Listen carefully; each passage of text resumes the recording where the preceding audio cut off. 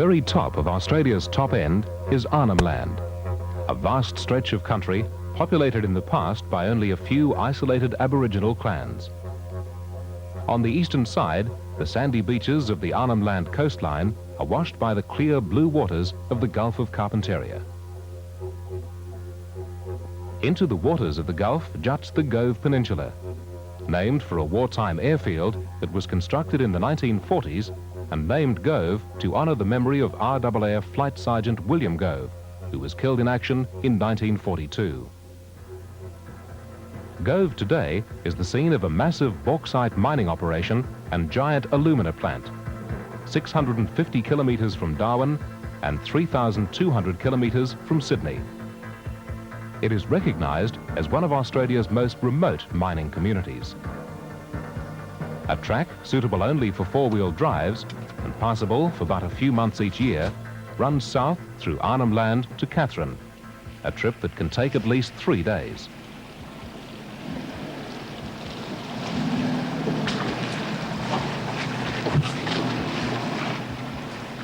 The fact that normal road access to Gove is non-existent makes the establishment of the vast mining and refining complex, a deep water port and a modern town to house the workforce a remarkable achievement.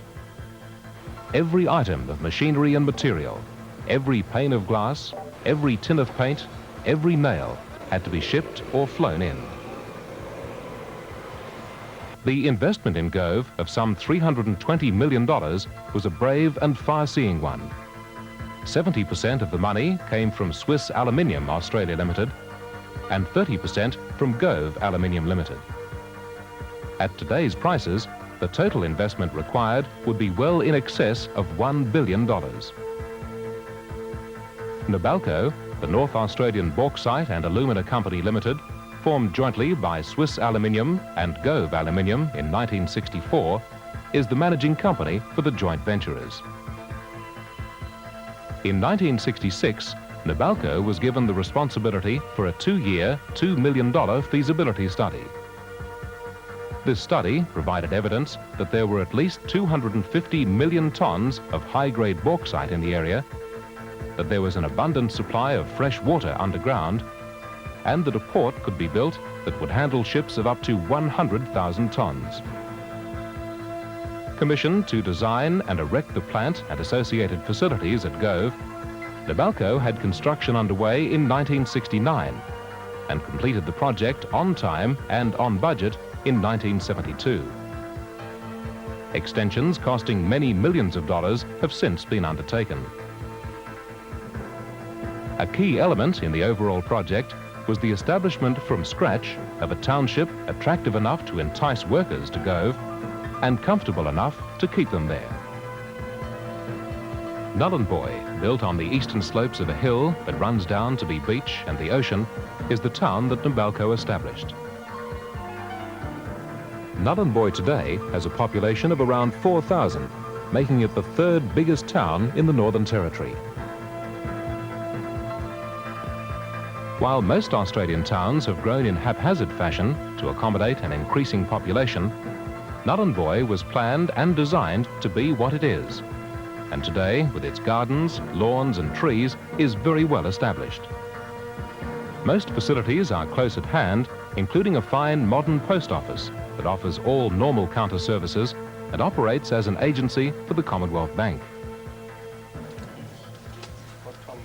Mail from all over the world is speedily processed in the modern mail exchange. Endeavour Square, at the very heart of the town, is made attractive by well-kept gardens and paved walkways, and is often the venue for functions and community displays.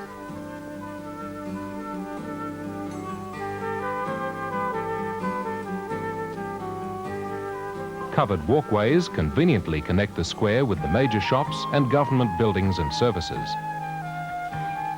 As in any other town of similar size, Nhulunbuy has a wide variety of shops and businesses that cater for people's special needs. Included among these are a pharmacy, the well-stocked shelves of which are backed up by a first-rate dispensing service.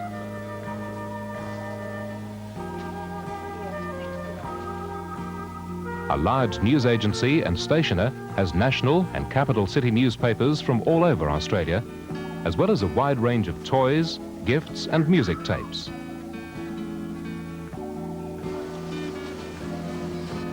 The town also has its own supermarket, a giant store bearing a name well known throughout Australia that stocks most essentials for everyday living.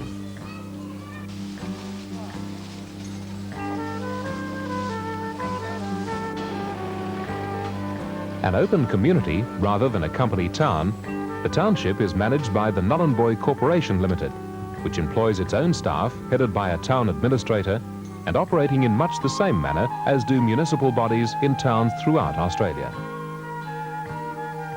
In a community where young parents make up a large proportion of the population, facilities for children are of prime importance. Excellent local medical services, which include an infant health clinic and a dental clinic, are funded by the Northern Territory Government.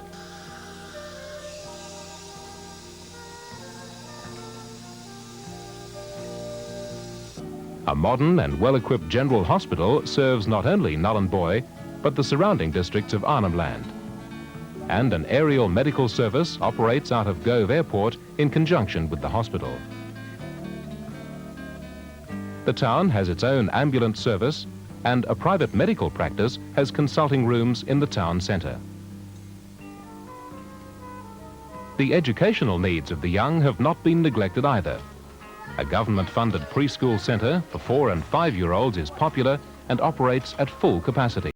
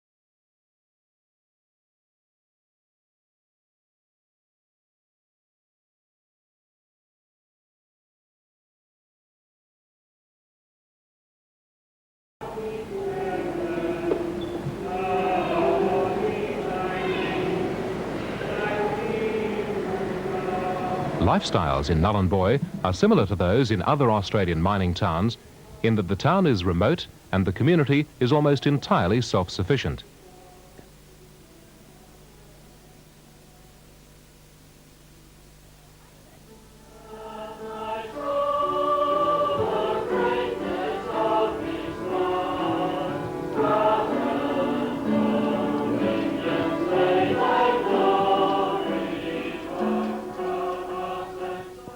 Many of the residents live in 3- and 4-bedroom houses provided by Nabalco at modest rentals.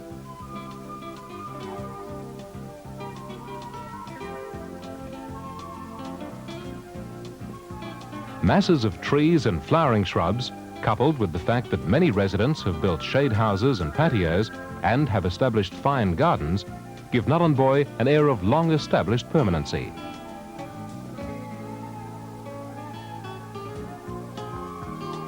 Quite a number of today's residents were among the original arrivals in Nhulunbuy back in 1972. Married couples arriving in Gove are usually allocated one of the company's air-conditioned flats. These 2-bedroom unfurnished units provide basic but comfortable accommodation.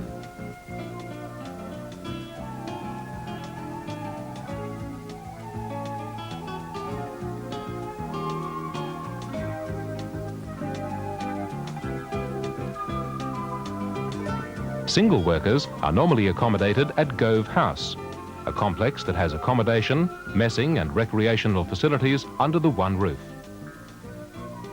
Possibly because of the relaxed lifestyle and the good standard of accommodation available, the Gove project has one of the lowest labour turnover figures in the mining industry, with the average length of service around the 6-year mark.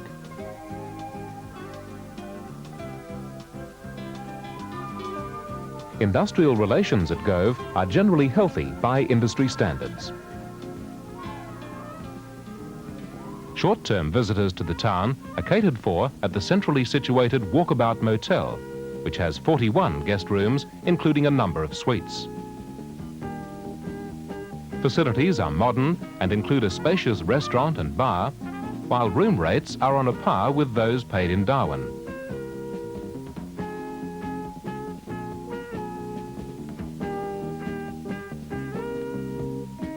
All guests at the Walkabout have easy access to a picturesque garden, pool and barbecue area. Visiting Gove or going on holiday from Gove is generally only possible by air. Regular scheduled flights to and from the peninsula are operated by the major domestic airlines. Flight time to Darwin, where connections can be made to Perth and the West Coast, is about 70 minutes. Cairns, where connections to Brisbane, Sydney and Melbourne are made, is 1.5 hours away to the east. Near to the airport are reminders of World War II, the war that put Australia under threat. Wrecks of a Lockheed Ventura and a Bristol Beaufort, both of which crashed nearby, are sighted and preserved for their historical significance.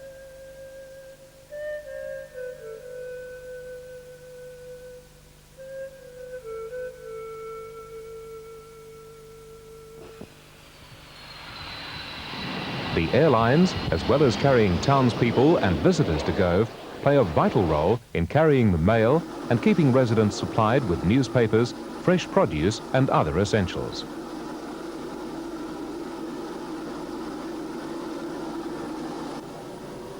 There is outward freight also in the shape of products of the local fishing industry. Frozen barramundi and giant prawns headed for Cairns or Darwin and onward distribution. Heavier freight, motor vehicles, machinery, furniture, canned foods and other foodstuffs reach Gove on these drive-on, drive-off sea-going barges.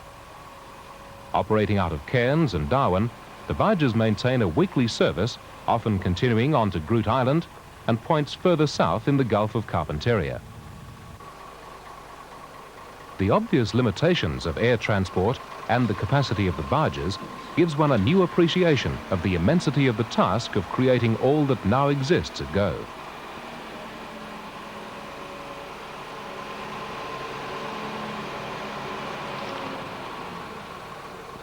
Nabalco's mining and refining operations are spread over a large area, at the very centre of which is Nhulunbuy.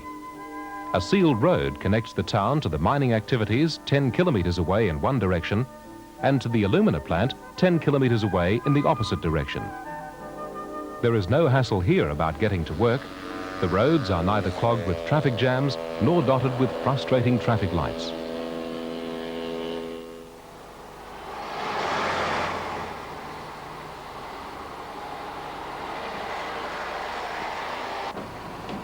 company bus service operates to a regular schedule designed to cover the many shift changes.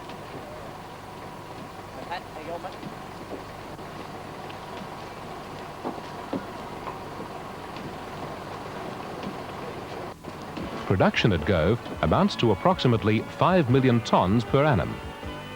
Around 3 million tonnes is processed through the refinery, with the balance being exported to Japan, Europe, Russia and the Middle East as raw bauxite. Based on known reserves, the Gove operation can continue at the present rate of production for at least another 40 years.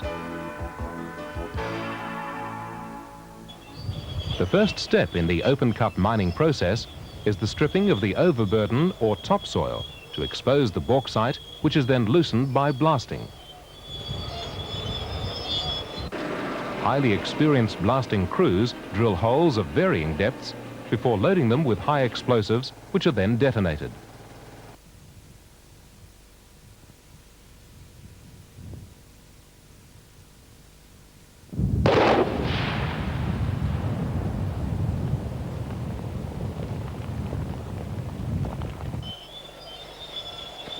After further loosening by heavy bulldozers with ripping blades, the raw bauxite is loaded into huge dump trucks.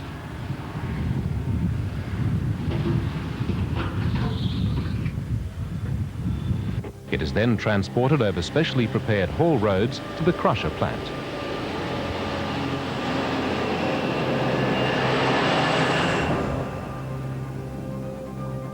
The sizable lumps of bauxite are reduced in the crusher to a maximum size of 25 millimeters.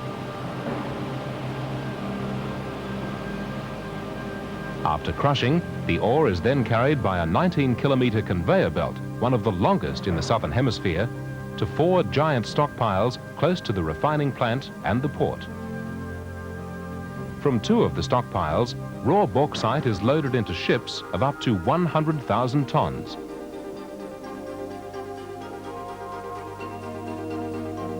Ships from many parts of the world tie up in deep water at the end of a 1-kilometer long causeway.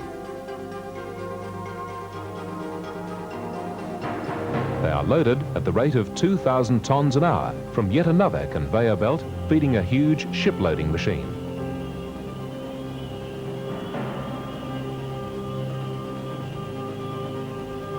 The other 2 stockpiles provide an endless supply of bauxite ore to the alumina plant.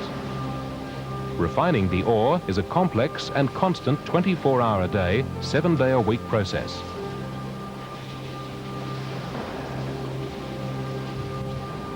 Transferred into the plant by drum reclaimers and conveyors, the raw material goes into huge tanks in which the alumina is leached from the bauxite.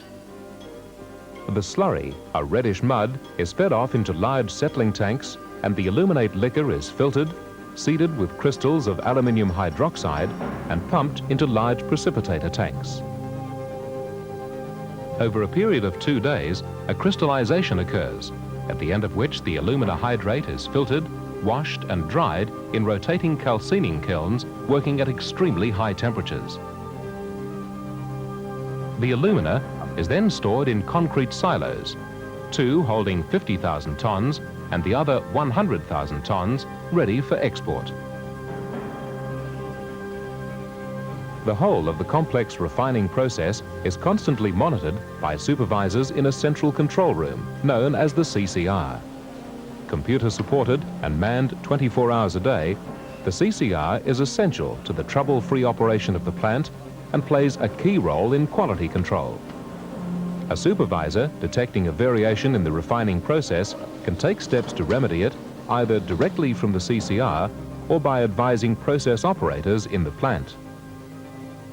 Maintenance men work around-the-clock shifts and are contacted either by the CCR supervisor or a field supervisor in the event of a breakdown. Righto, what, you turn it off out there, will you? Yeah, I'll turn it off here, just mind your pressure on. Roger. Thank you.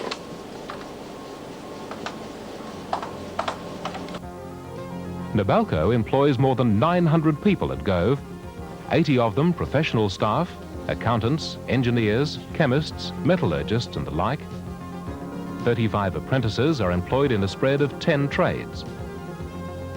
The bulk of the workforce, some 90%, are married and live in the company-provided houses or flats, whilst the single people on the payroll, almost 100 of them, are accommodated at Gove House.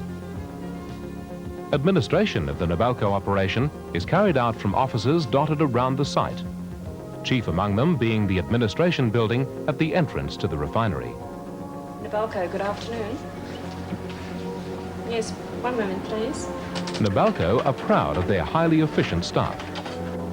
The company's selective employment policy is aimed at placing the right people in the right jobs.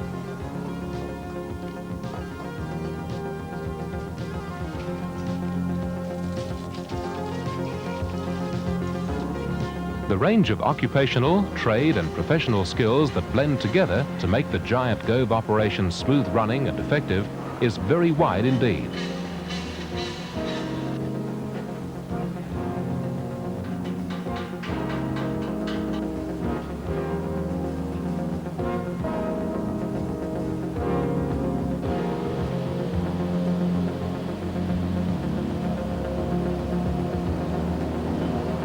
A mass of assorted skills play an important part in a process, the end result of which is the export of valuable cargoes of alumina and bauxite to some of the world's leading industrial countries. Exports that earn important dollars for all Australians.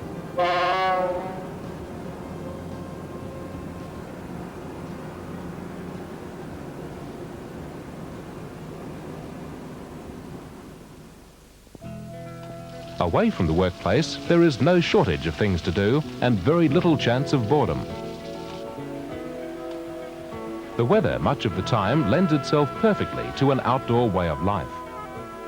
The climate is tropical, of course, Gove, like Darwin, being only 12 degrees south of the equator.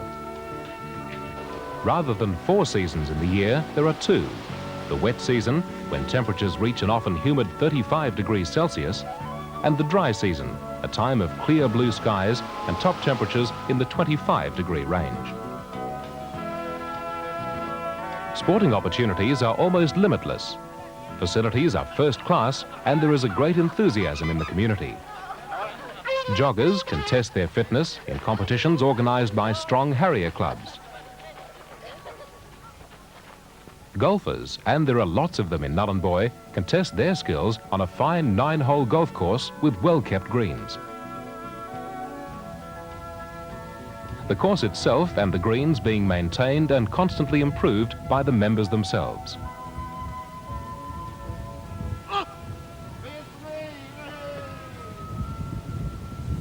Tennis is a popular pastime, with the ladies playing in regular pennant competitions, while floodlit courts make play possible for family groups in the cool of the evening. Squash players enjoy the use of first-class facilities.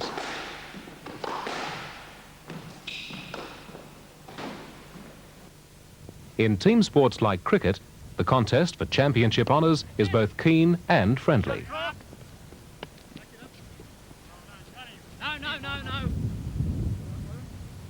Other team sports like rugby, football and soccer are played with great enthusiasm on one of 2 town ovals.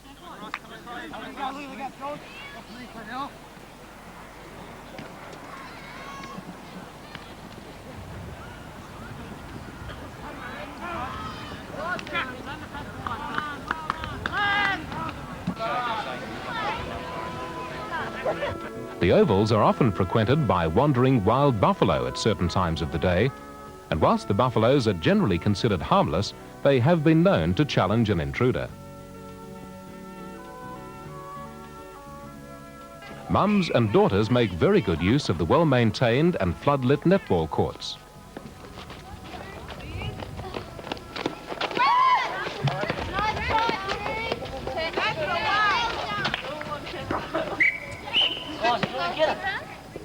Many of them keep fit and trim for competitive sport by attending regular aerobic sessions.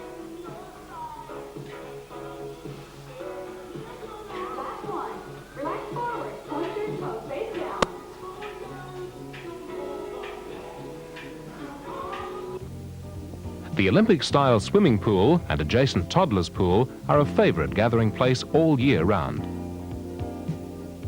While it is used for club competition swimming, It is more often just a fun place where families cool off and brown bodies laze in the sun to get a shade browner. The clear blue waters of the Gulf are an ideal aquatic playground for the many water sport fans in the community. For a great many Gove residents, powerboats and four-wheel drive vehicles are standard equipment, with almost every family owning at least one four-wheel drive and a boat. Fishing in the Gulf can stock the barbecue and can be great fun, even if the big ones slip the hook occasionally. Shore-based fishermen casting from the jetty sometimes have better luck. The four-wheel drives provide yet another form of recreation.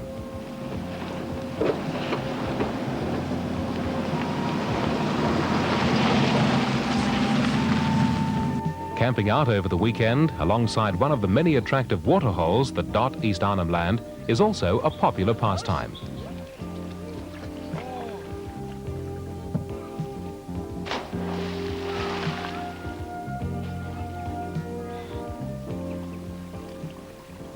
Whilst not exactly sport, training with the Australian Army Reserve, known as Norforce, provides many young Gove workers with an energy outlet and keen interest. Regular training and instructional sessions are well attended, as are their many weekend exercises and camps. And people do have a habit of getting involved. The 9-day fortnight worked at Gove allows the workers extra time for recreation. The Yacht Club is a popular haunt for amateur sailors who spend hours working on their boats or sailing peacefully over the sparkling Carpentaria waters.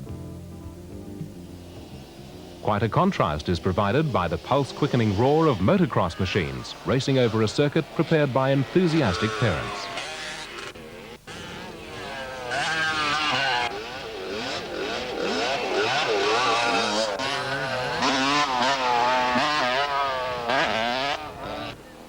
Speedway is a sport for some and a top source of entertainment for others.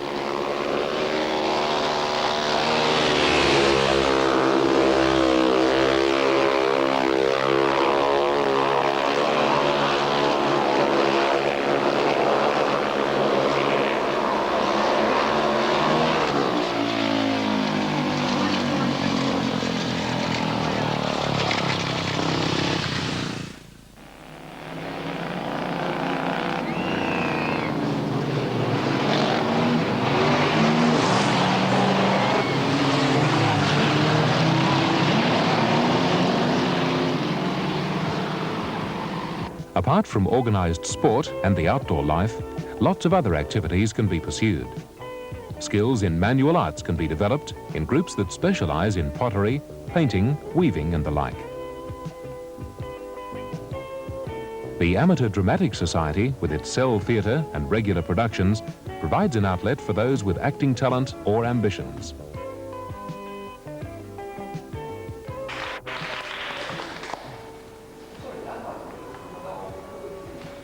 Okay, it's fine. We'll just relax, have a cup of coffee if you like.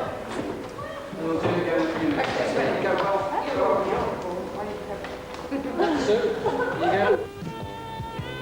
Nhulunbuy Arnhem Club has around 1,300 members and provides a video hire service as well as many other amenities for its members.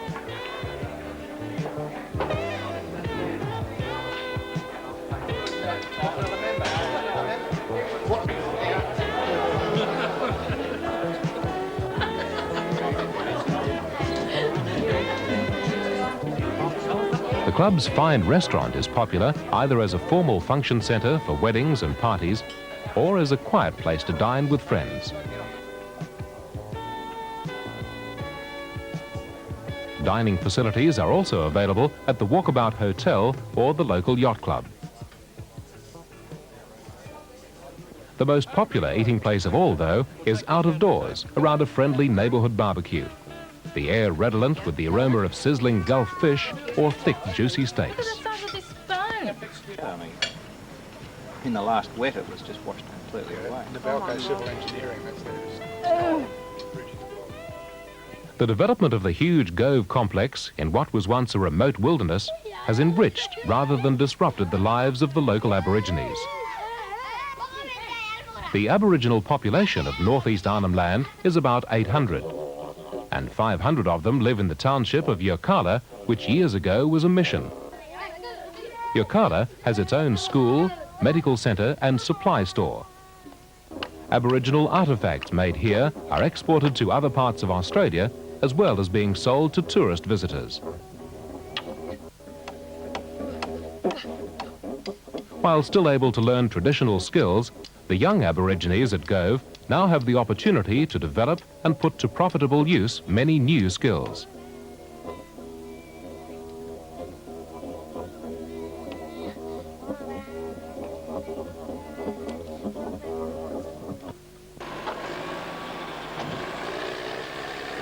Remote though it certainly is, the new Gove, with its satellite television reception, troposcatter communication system, telephone and telex repeaters, and its regular air services, is in close and constant touch with the rest of Australia and the world. The vision and massive investment of the joint venturers, coupled with the management and engineering skills of Nabalco, have created on the Gove Peninsula a very special place here in the sun, where the waters of the Gulf of Carpentaria meet those of the Arafura Sea.